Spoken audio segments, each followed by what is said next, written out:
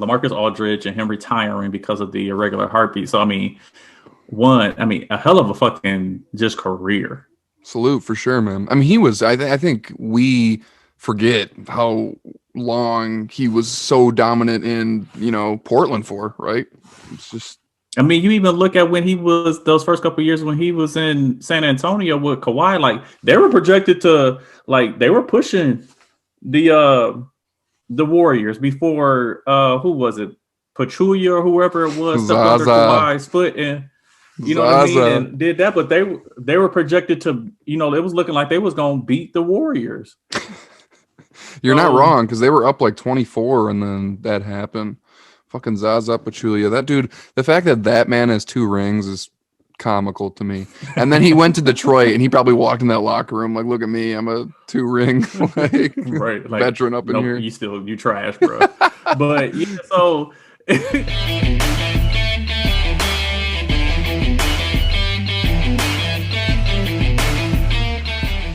I feel like, bro, like stuff with the NBA, we haven't talked about it in a minute because we've had our guests, and then we got into it a little bit last week, but like since then, this tear that Steph Curry has been on has been unbelievable, going bro. nine straight games Mm-hmm. with a 30 piece. He put up that 53. Yep. He put up 42 the other night. Made 11 threes. Yeah. Yep. And Kerr was like, "Nah, don't go back in." No, exactly. In 3 quarters, that's fucking nuts, man. And then he was talking about he could break Clay's, which he probably could if he just put up 11 threes in 3 quarters. Then I think 15 threes in a game is doable. Yeah, he could have probably broke the record, but we also got to remember that like Clay did that shit 3 quarters as well. Like what he put up 60 points in 3 quarters, bro. Yeah, exactly. 37 in 1 quarter, was it? Yeah, 37 in a quarter. Like I just saw this post on Facebook and it asked like, out of these players, like who would you be, the most scared of if they got hot? And it has like Harden and Dame and KD and Steph and Kyrie and Clay, and I'm like, it's got to be Clay, don't it? Yeah, offensively for sure. And it's funny you say that, bro. Like when you think about just NBA players in general, he might be like the most valuable. Like you could put him on any team and he's not going to disrupt any of your offense. He's not, you know what I mean? Like he just fits in so perfect anywhere. He's going to D up your best wing player and he's going to fucking knock down threes. Like it's and that he simple. Don't need the ball, bro. Like he put up those, what was it? I think he put up those 60 points on 9 or 11 dribbles. Yeah. Like, so it ain't like he don't need the ball like that. You know what I mean? You'll have to run a play, but he don't need the ball. Right. It's insane. Yeah, man. I was really like a huge LeBron fan when they were playing them. So like I really didn't like them, but like I miss watching them. Like I want Clay back. I miss like I can't wait till he get back. You think they'll be able to return to that form? I don't know if they'll be able to get to that spot. It's gonna really, I think, be predicated on how well Wiseman can develop going into next year and really understand their offensive and defensive concepts. He's been kind of up and down this year, but I think if he can really kind of hone in on that stuff, I think they can be very competitive. Definitely. Did he just have surgery? Season-ending surgery? Was that him? Yeah, he tore his meniscus. Gotcha. Yeah, man. I mean, like that post I sent you a week ago, within a week, it was like, I laughed because it was like that thing. It was like Steph Curry's going through that Kobe phase after his first 3 rings when he's balling with people like Smush and stuff like that. So it'll be interesting. Like, will Steph have Chris Mims? Yeah, man. Like, will he have a little drought like that, you think? And then could probably, I mean, because you never know who's going to end up where. So it's like 5 years from now, he's still relatively young. They could get another star or another, really good player, and he can make another run of titles.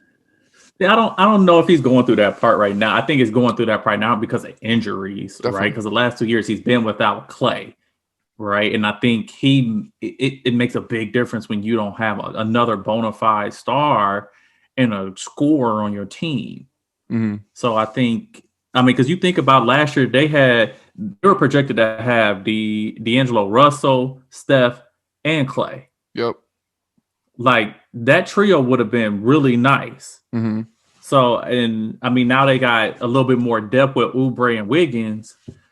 So you add Clay back into that picture, like I think they can still be super competitive, bro. I agree. And Draymond's been playing much better lately. He is. You're definitely right. He passes the ball really good for his position and how he plays within the offense. Like he's a good assist man. Like he's really good at distributing the ball.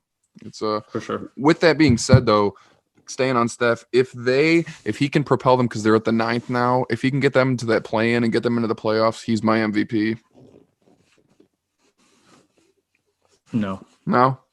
I'm gonna not commit to that. I said that at the beginning of the season, bro. So I have to stick with it. If he can bring them, because this is that season, that team is terrible, bro. Last year they were the worst team in the league. So I know he won't win it. I understand how the journalists vote. Like I don't even think he's even in consideration. But like to me, that'd be crazy if they can make the playoffs and he keeps dragging them along like that. He's my MVP. Yeah, I mean I can see that.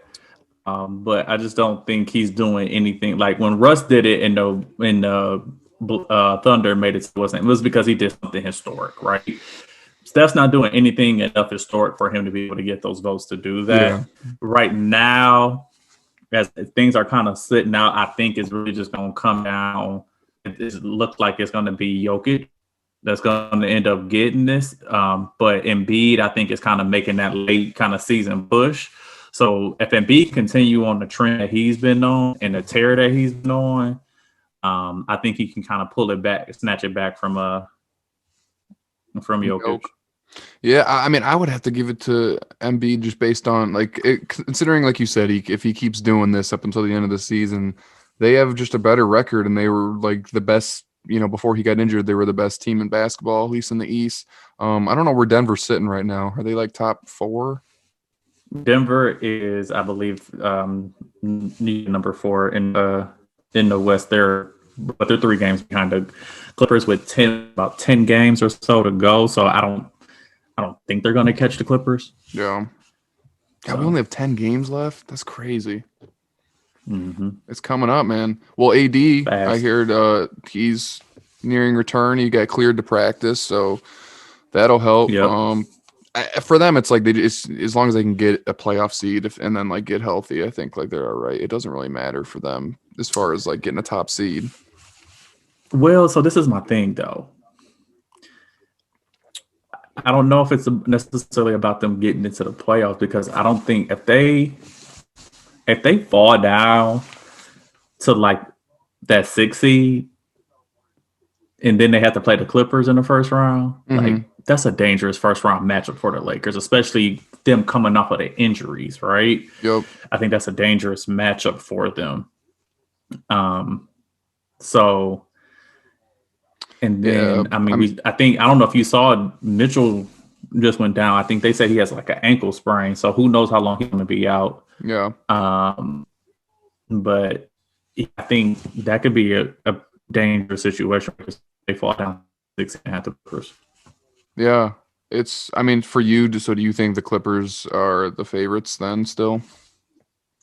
Yeah, I think that I've been, you and I've been kind of talking about that and saying that like it looks like it's going to be the Clippers coming out of the West, and I think I'm going to stay with that. And just the Lakers coming off of the injuries and really having to get, especially for AD since he's been out for so long. Mm-hmm. And they have to get this thing figured out with Drummond. You got to think they haven't played with Drummond. Yeah.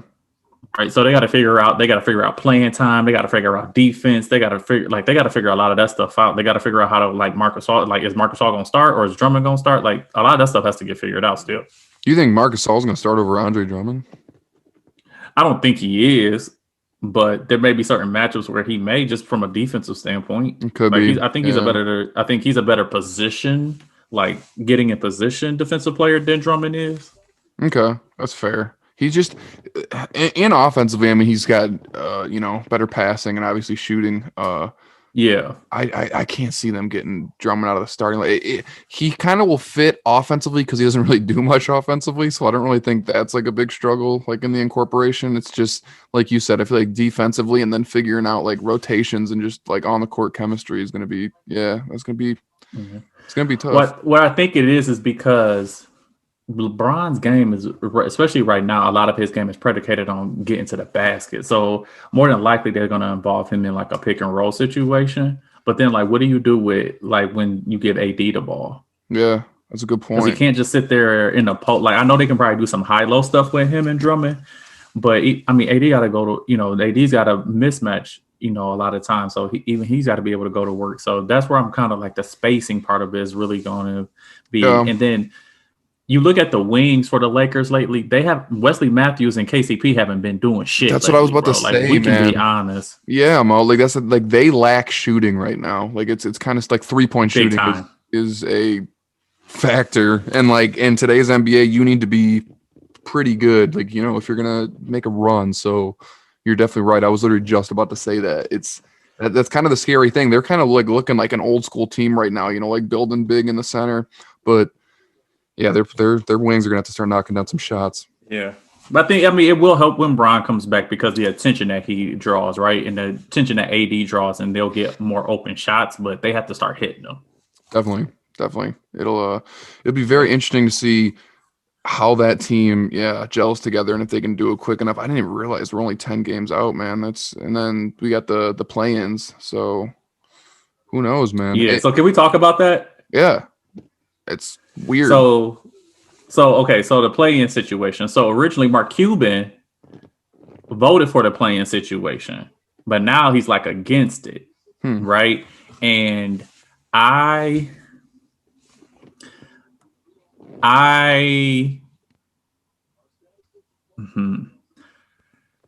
know where I stand with the play-in situation, to be honest. I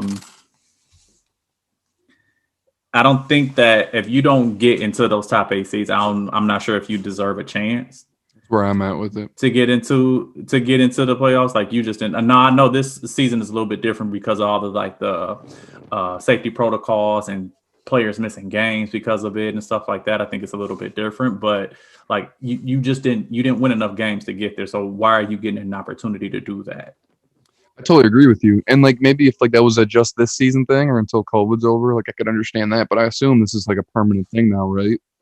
I think so, because I think it's just a generated thing. But then my thing is I don't like the fact that it's a one game situation either. Right? Like it puts too many, like, because you could just have one of those games where it's an off night, right? Yep. And so and I don't think that makes it fair.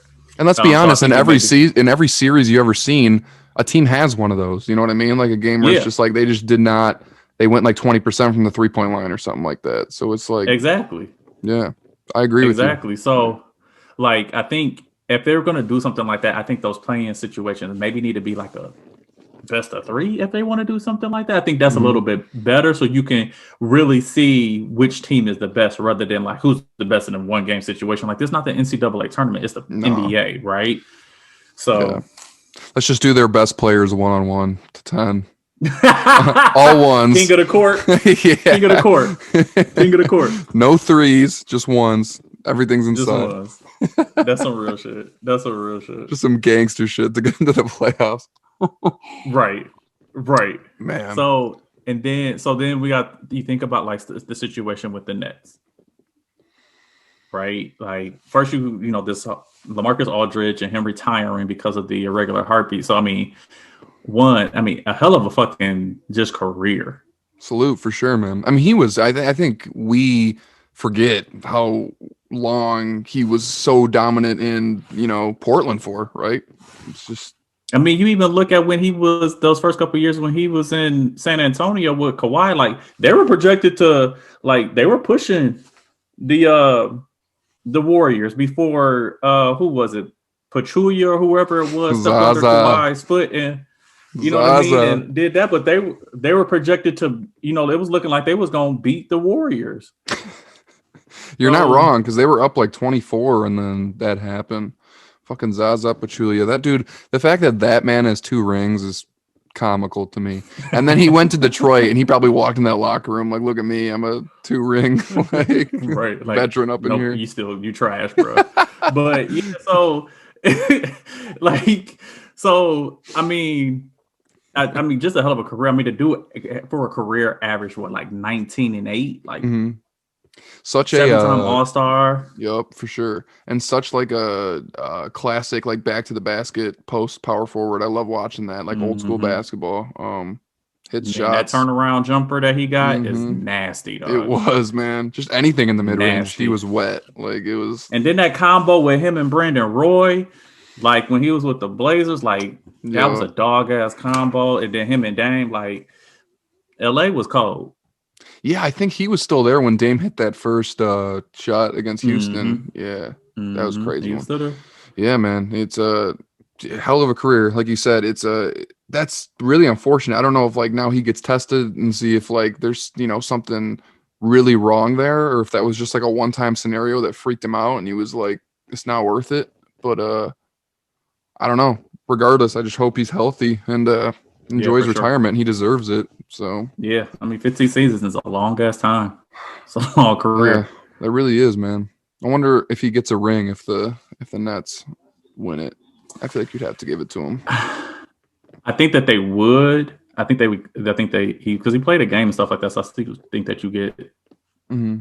a ring or whatever. But it's like, okay, without LA on the team, do you think the Nets still have enough to win? Yeah, man. I mean, like before the season started, I thought when it was just Katie and Kyrie and how that team was constructed, I said they should be the favorites to get to the finals out of the East. When they got hard, and I was like, like I don't this again. Maybe everyone else thinks different. I just thought it was over after that. I was like, you now have three players that are so elite in every way, and Blake Griffin. I mean, like you said when it happened, I don't know if that really swings the pendulum that much, but like it helps, I mean, he's a good player and he looks like Yeah, he's playing well again. I think they're the most talented team. But anything can happen.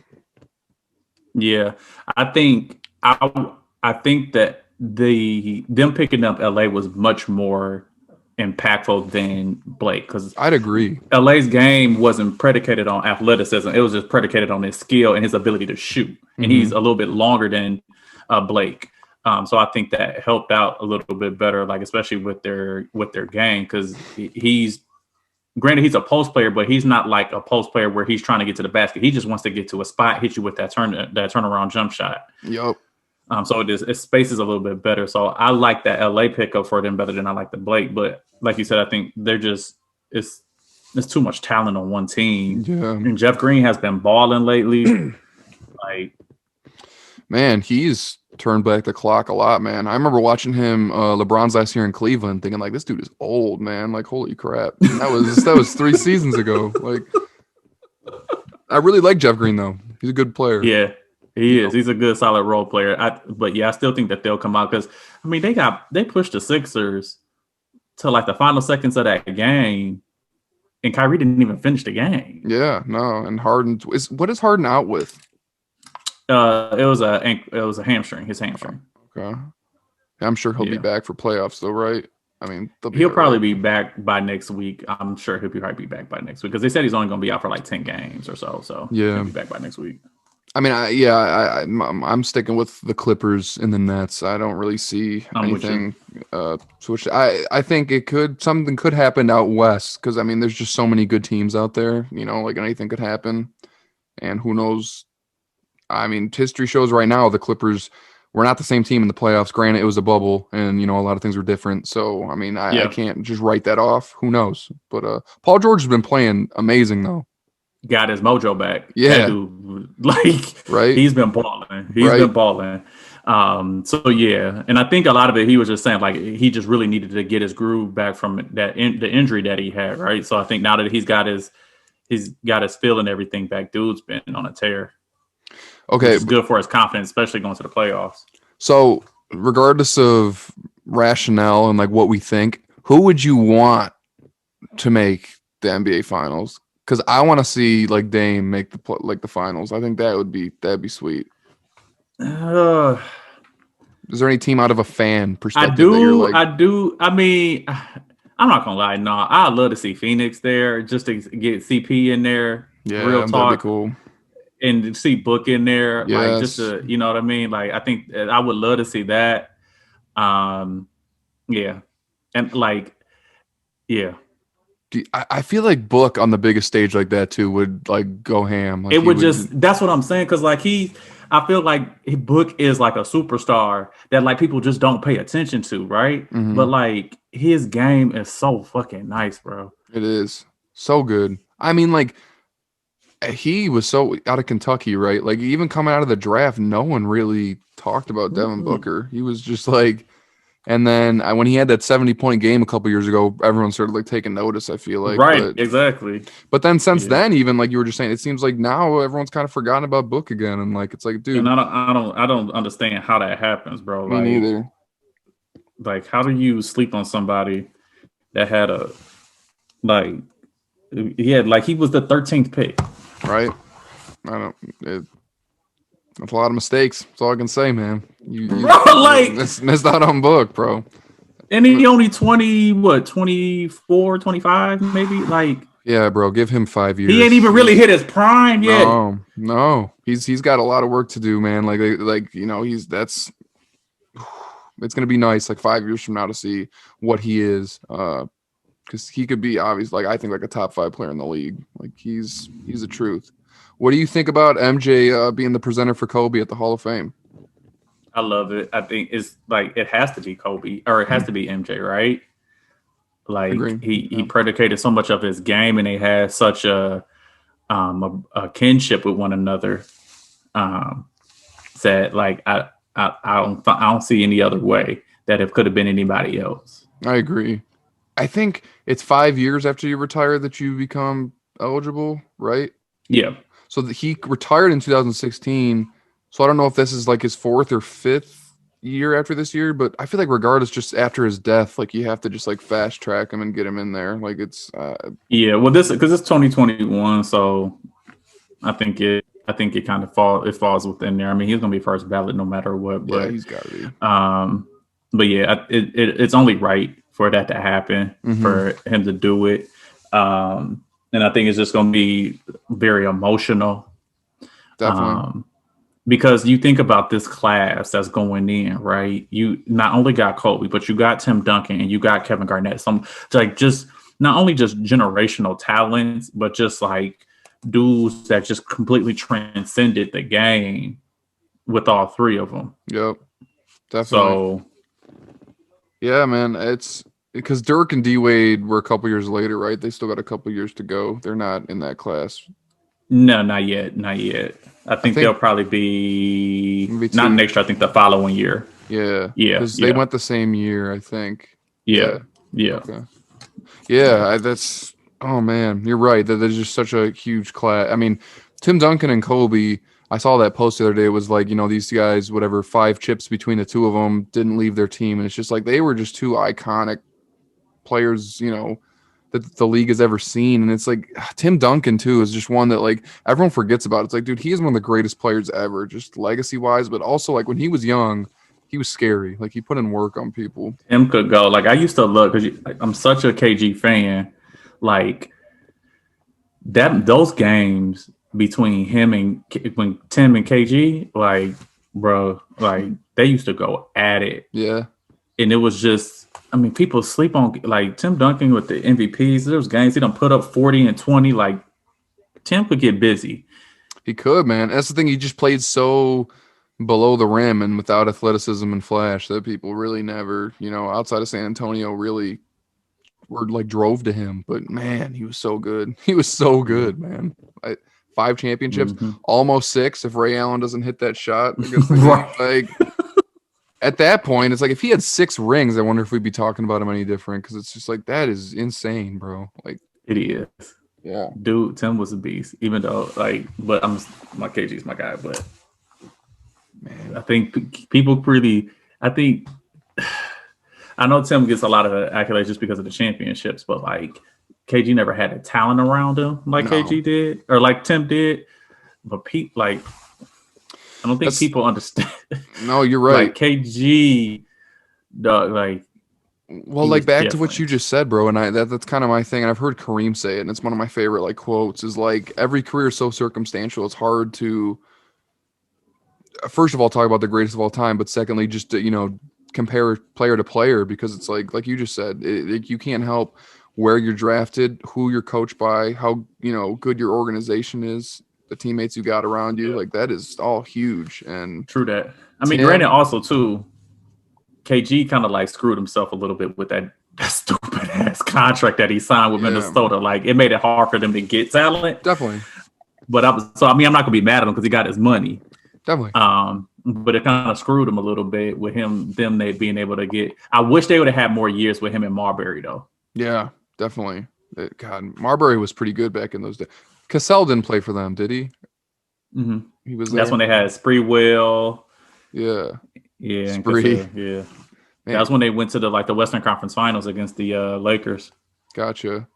Well, in both those good situations, what I'm talking about, like Tim and Kobe, like it doesn't take away from their greatness at all, but it's like, come on, like you got very fortunate how your careers ended up as far as your organization, your coaches, the players you had around you. You know what I mean? Like it's like other people aren't that fortunate. It's just that simple. I mean, we look at it. Kobe was drafted by the Hornets. Yeah, right. You're not wrong. Like it could be a completely different situation, my G. That is so true, bro. I mean, like he just rattled like it must be nice having Shaq your first couple years, man. That's like if they had a squad, that Lakers team had a squad. You had Eddie Jones, you had Nick Van Exel. Like, oh yeah, man. Of course. What's his name? Mr. Seven Rings. Robert Horry. Robert Horry. Man, he had some clutch shots, man. But it's crazy that last year you could make the argument they were the most stacked when they lost to the Pistons, man. I mean, I know they were older, but you had Gary Payton and old Karl Malone. Like they always had good teams, man. It's crazy. It's just every career is circumstantial. And that's why since the player movement, they say LeBron started it, but like I'm in support of it. Like it's, if an organization can't put pieces around you, like I don't know. Yeah, I have no problem with players taking control over their careers, right? Like more power to you. I agree. I prefer it. And I know we talked about it when it was going on earlier this season, kind of when we first started the pod about James Harden, but like I think like how LeBron handles it is a class act, like fulfill your obligation contractually and then just leave in the offseason. I get there's stuff that can happen that can make you really want out at the time, but like I don't know. I'm not really into like the dragging the team through the mud and like forcing a trade and stuff like that when it's like you got years left on your contract. That's like, hey, everything is, there's different circumstances, but it usually just rubs me the wrong way when that happens. I mean, I get it, but when I mentioned at that time, like they have a minimal amount of time to maximize their talents as best as possible, and you don't want to waste it, especially at the later part of your career, like Harden. Mm-hmm. On a team where like we not gonna get this shit done. Like that Houston team we see now they're not good. No, definitely not. And like the argument the players always make, and it's true, and I hear Sharp always make it on Undisputed, like an organization can trade you at the drop of a hat. So it's like, it's over and no one has anything to say. So it's like but when a player does something, they want to throw their hands up about it. So yeah, definitely. All right. Well, we got a pretty big fight tomorrow night. Are you tuning into the Jake Paul Ben Askren fight? No, I'm not gonna watch it. I'll catch the highlights. I'm not about to spend no money to watch that. Yeah, I'm not either. It's just let me know when Paul loses. Like that's how I feel. I hope he does. Like, but if can you imagine if Ben Askren knocks out Jake Paul, like he's instantly going to be catapulted like a social media like icon. Like he's already gained. Everybody be like, "Thank you." Yes, thank man. You. Yes, he's already gained so much popularity since it's happened. Like it's crazy. Like he's on so many podcasts and stuff, and he seems like a cool guy. Like I like listening to him talk, but like. It is interesting though, like because I've done my research and like watched him in the UFC ring and stuff like. He's very slow. Like he's a wrestler. Like he likes to shoot for the leg, and take down and stuff. Like he doesn't look like he has a lot of striking ability. Granted, there's videos of him now working on the pads, but I've heard was it Mike Tyson say everyone looks like a superstar on the pads. You know what I mean? Like it's not right. It'll be very interesting to see. But you can't take away the fact that he's a grown man compared to Jake Paul, who's pretty young. Like, so he's got that grown man strength, and he's been in championship fights. Granted, they were UFC fights or MMA fights. I mean, but like he's been hit and knows how to take a hit and continue fighting. Right. We've never seen Jake Paul take any type of adversity yet. And then we got to be like you mentioned, like UFC, what they go 5 minutes? Mm-hmm.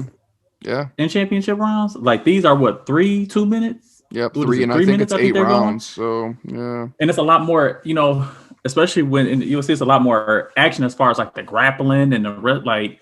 So Mm-hmm. he's got to have stamina.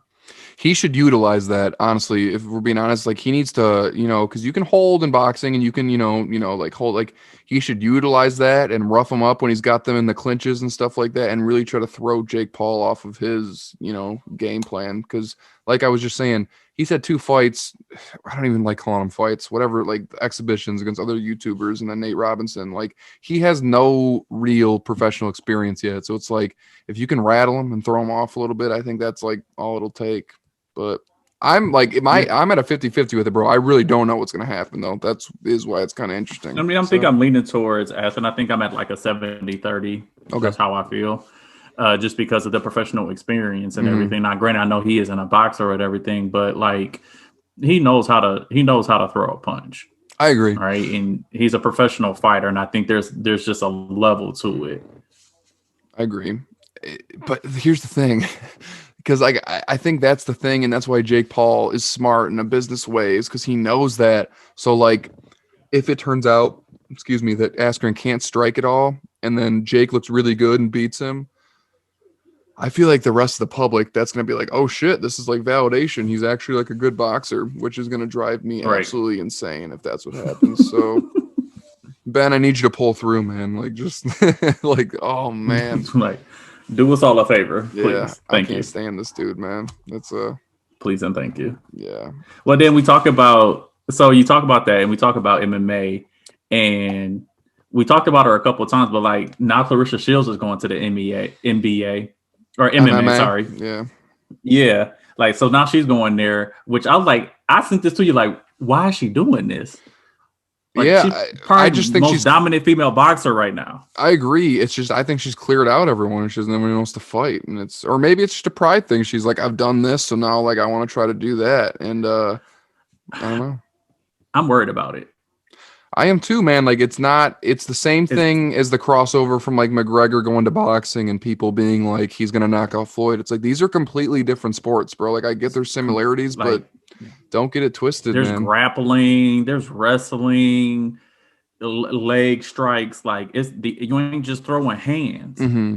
She had an interview about it, and she made some good points about it. I don't remember off the top of my head, but what she was saying, but she seems pretty confident in her ability to do that. Like, and she said she's going to utilize her distance a lot and stuff like that, and use her superior striking. But yeah, she's gonna, like you were just saying, she's gonna have to do a lot of work with the grappling and the wrestling. And that's kind of my thing with even like these new fighters we're talking about. Like they're not fighters or boxers, like Askren. It's like you can't just do it for a little bit. These other people have been doing this their whole life, man. Like it's like they are expert at this. Like it's a game of inches. They know every little move when they're on the ground, when grappling. Like it's gonna take you longer than like a year of training to really get in there with these people and make some noise. So I agree with you. It can be very worrisome. If I was in her camp, I'd probably be pretty worried. As like a fan, I'm excited to see like how it works out for her. Yeah. And I assume they're not going to just throw her in there, with championship caliber females right away. She's definitely not about to jump in there with like Nunez or anything. No,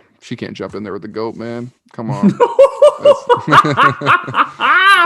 Nunez would give her those hands. That would actually be very interesting though, because Nunez has stopped so many people standing up. You know what I mean? Just so many people with striking. So like, what if Clarissa Shields comes in, rattles off a couple wins, gets to the UFC, rattles off a win or two? Like that would be a dog ass. And I think, but the thing is that Shields she's used to looking for hand strikes. Mm-hmm. Nunez is a pretty solid kicker as well. Definitely. You know what I mean? So you have to worry about like those leg fakes, those leg kicks, like that's shit you got to worry about. Mm-hmm. Mm-hmm. So yeah, I totally agree with you, man. It's a completely different sport, and she's gonna have to do a lot of training if she wants to be elite there. Because like anyone she fights at the championship level, I don't think we'll let her get away with just being a good striker. So yeah, that's what it is, man. So anyway, you ready for this Joshua and Fury? Oh man, so I guess this Sunday, all the final offers come in. If I had to guess, according to like what all the experts are saying, it's probably going to be in the Middle East, like Saudi Arabia or something like that. But Okay. I wanted to read something actually. I saw David Hay. He's an old English. He's from England. He was a heavyweight champ at one point. He had an interesting take because I don't think anyone's saying this. This is what he said. He goes, Joshua will win the fight. His loss against Ruiz taught him a valuable lesson about complacency and believing in your own hype. I think Fury is flying so high after his victory in Las Vegas over Wilder and believes he's unbeatable. For good reason. If I were him, I'd think so too. Joshua has tasted defeat and will have a different mindset. And I was sitting there and I was like, that's a pretty good point, man. Like Fury's a really tough motherfucker. Like he's definitely experienced adversity. It's not like he's just rolled through people, but like we've seen after he beat Klitschko him balloon up, and just like not take it serious, and he ended up just retiring for a little while, going on like a drug binge.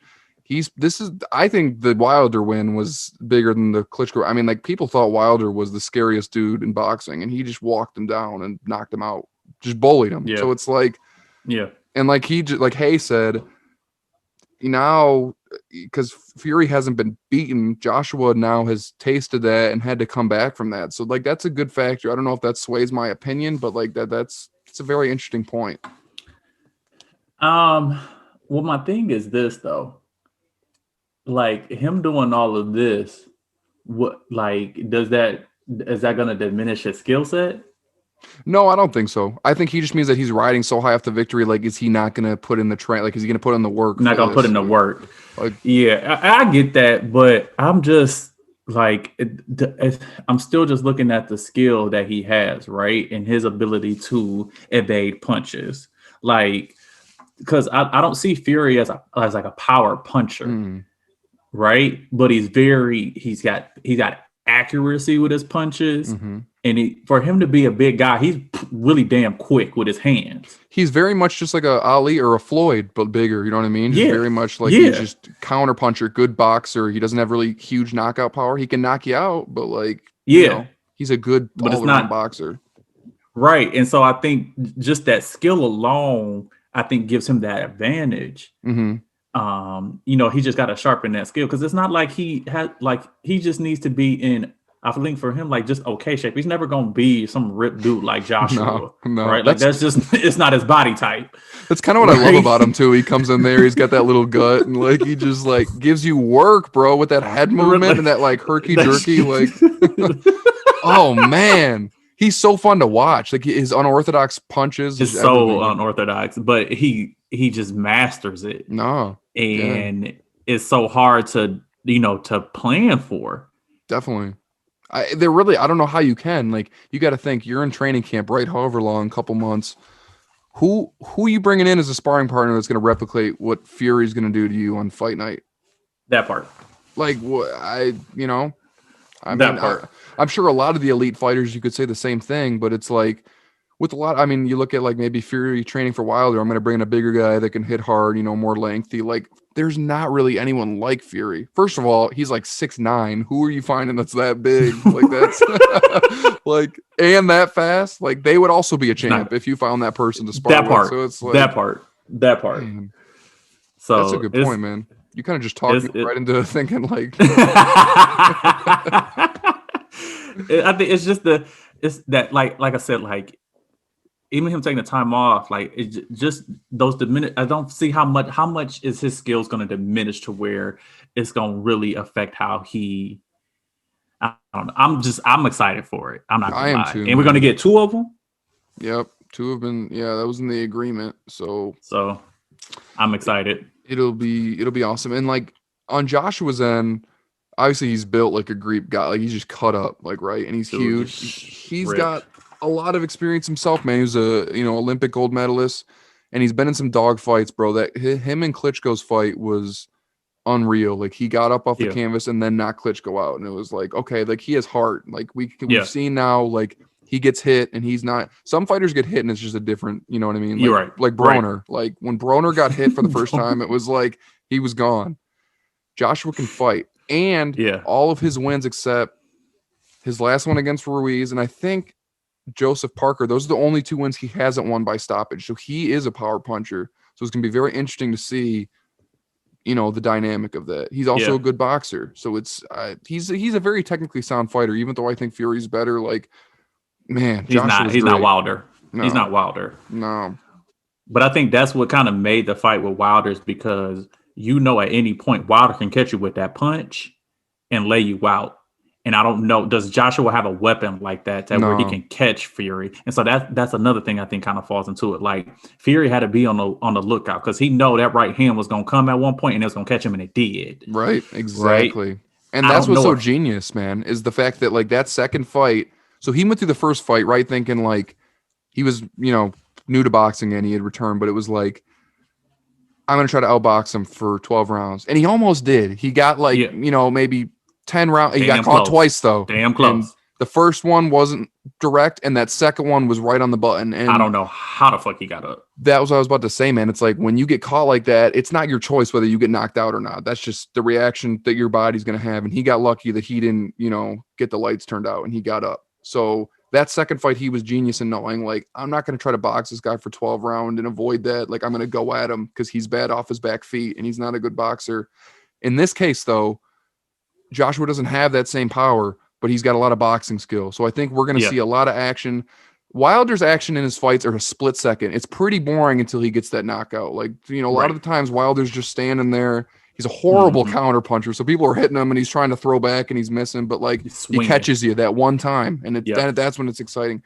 Yep. Joshua and Fury, both elite boxers. So I think the whole fight is going to be really fun to watch. It's going to be pretty action packed. So yeah, I can't wait. Can't wait. Man. And no one's afraid of that one punch power between the two of them. Like, it's not going to be like there's a great eraser that just cleans someone's clock. So, yeah, it's going to be great, man. All right. So I'm excited about this NFL talk shit because I got my whole list out. Like, I wrote all these fucking positions down and got my top 3. So I'm ready for this, bro. All right, I'm ready for this. Let's go. Okay, so we might as well start with quarterback since that's the hottest topic. What are you ranking them? So my top 3, I have Mahomes, Rodgers, and Watson. Okay. I mean that's where I'm at too. I it's hard to really. Who do you put? Mahomes and Rodgers for sure. I guess you could argue like Russ or someone like that over Watson, but like I or maybe what's his name from the Bills. He's not there yet. Oh yeah, Josh Allen. Yeah, I don't think he's there yet. He'll get there, bro. Yeah. So I mean, I don't think he's quite there yet. But like, you think about it with Watson, like he did it this year, but not really the talent around him. Yeah, and he had a hell of a fucking season. Oh, he's so good, man. Yeah, so I think right now, but I do think there's going to be some guys that are going to come. Like, definitely give about 2 to 3 more years, and like Justin Herbert is going to come. Like. He is nice. I agree with you. Okay, wait. So let's do this then. So you gave me that. So who are your top 3 quarterbacks in the draft then? I would go Lawrence, Fields, and I like Mac Jones. I think he's just a better. I think he's a really good deep ball thrower. He's very accurate. So that would be my 3. I'm not really sold on Wilson yet. Yeah, I don't know much about Wilson, but I think Trey Lance, bro, might have like a Josh Allen. That's what I'm thinking. Like, no one's talking about him really. He might just come out of nowhere and like have like a Josh Allen season or 2 where it's like, wow, like this dude's really good. How did everyone sleep on him? Yeah, I'm right there with the quarterback. I'm gonna switch Russ out for Deshaun, but like those two remind me so much of each other. They're very like carbon copy. Yeah. Russ has just won a Super Bowl and he's got more experience. That's probably why I've got him there. But that's fair. That's fair. All right, I'm gonna start off the running backs. Go ahead. I'm biased, but Kamara's my number 1 running back, and then I'm going Derrick Henry, Dalvin Cook. Same 3, but I went Henry, Cook, and then Kamara. Okay, that's fair. I mean, like that's the thing. Like that's a toss up between those 3. You can really just yeah. It's really hard to argue with Henry right now, though, bro. I mean, like fucking beast. The thing is, though, it's like in football, such a team-oriented sport, but like they've gotten shut down in the playoffs. It's not necessarily all his fault, but like he has looked mortal in the playoffs. So it'll be. But you know who's coming? Who's coming for that top 3? Chubb. Definitely top 5. I totally agree with you, man. He reminds me of like a pound for pound boxer. He's just like a pound for pound running back. Just everything that he does is unbelievable. He's coming for sure. He's coming. All right, give me your wideouts then. I got Devontae, I got Hop, and I got Julio. Ooh, see, I'm gonna put Devontae at the top right now too, just based on how he played last season. Hop, I'm gonna have in there too. Julio, historically, yes, but I don't know. After this season, I'm just like, is his age catching up with him and the injuries and stuff like that? It's That's fair. So you got again, Diggs? yeah, I can't say Michael Thomas just 'cause I know he was injured, but after the season he just had, there's no Yeah. really I mean, I forgot about Mike Thomas, but I think, yeah, like after the season and everything, yeah. man. A season ago, I would have had Mike Thomas there easily, but we'll see next season when he's healthy. We'll see. Yeah. I don't know. We can do And tight ends, right? Got your boy throwing on the ball. Let's go. Man, maybe we can draft up and get a quarterback or something like that. That'd be cool. Get a little competition in that backfield. Come on, don't do your boy Jameis like that, man. Whatever, he can sling it though. He can sling it though. So as long as he can make can. good decisions, maybe it'll be a benefit. That's for all Thomas, it comes down to. He just gotta read the defense. I think he'll be all right. All right, so there's no. I mean, I'm guaranteed. Who's better than Travis Kelce? Like that's easily the best, right? But like after that, the pickings get kind of slim there. You know what I mean? Like it's very like after that, it's who are the other superstar tight ends? George Kittle I'd put in there, but he's injured or was injured. Yeah, Zach Ertz is falling off. I'd put Hawkinson in there, bro. He'd be my third. So I got Kelce and Kittle for sure, and then I had a 3-way tie for a third. Okay. Waller from the Raiders, Mark Andrews. Waller's in there. From the Ravens, and then I got Hawkinson as well. Yeah, I forgot about that. Okay, I'm going Travis Kelce, Waller, and then I'm Hawkinson. That's Waller is a beast, bro. He's young, so look out. But there's some other ones in there. I mean, because you got Noah Fant out in Denver. He need a quarterback. Mm-hmm. Like it's definitely Like I said, Andrews is pretty good. So I don't know.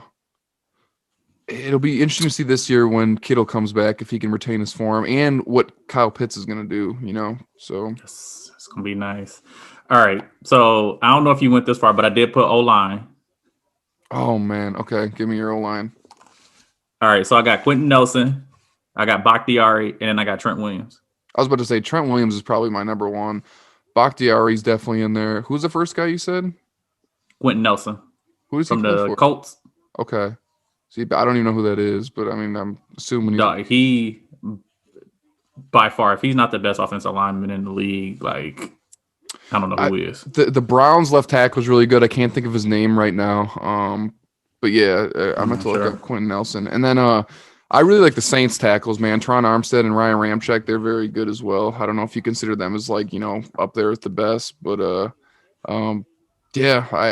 man, Trent Williams though, I think he's. Who's the new guy coming in the draft? Oh, Penei Sewell. I'm gonna be interested to see because like linemen, even though players are bigger and stuff like that, I feel like they usually transition pretty well in the NFL if they're really good in college. Like it's just sure. It's, it's just for sure. So it's for sure. Yeah. For sure. Yeah. I think he's gonna make an immediate impact wherever that dude ends up. Oh, easily. That's why I'm surprised. Like somebody, like especially with these mock drafts, they got him going like 5th and 6th. Like he needs to be. If he's not top 3, I don't like. There's something wrong. For sure. Who you got on the D line? Oh Jesus, man. You gotta have Donald. Khalil Mack, Aaron Donald. Oh, bro, I'm probably gonna say like Shaq Barrett or JPP, one of those two from the way, especially in the playoffs, how at will they just got to them. But I thought Barrett is a linebacker though. You're right. See, those guys, I don't know JPP's a lineman, but Barrett, yeah, some of those dudes like Terrell Suggs used to be like they were considered linebackers, but they always played up on the line. So it's like that's fair. I don't know if he's not considered that. Who you got? So I got one of your boys on here too. I'm surprised you didn't put him on here. I'm really surprised. But I got Donald, I got Myles Garrett, and then I got a 2-way tie between Hendrickson, your guy from New Orleans. He's nice. And then I got Zadarius Smith. Okay, Smith's nice. I honestly, that just came to my head when I was thinking of it just because of how many sacks he had this season. The only reason I didn't put Trey in there was because he's so young. I don't know if that was just like a really good season, and he did go nuts though, bro. Like he outplayed Cam Jordan big time, who's like clearly considered like the Saints' best D lineman. So yeah, but I don't know, man. Yeah. All right. All right, so my linebackers, I mean, I feel like you got to have Watt in there. I got Barrett, and then I got another three-way tie for third. I got Dupree's gotta be in White, there. I got Bud Dupree, and then I got Devin Bush. Yeah.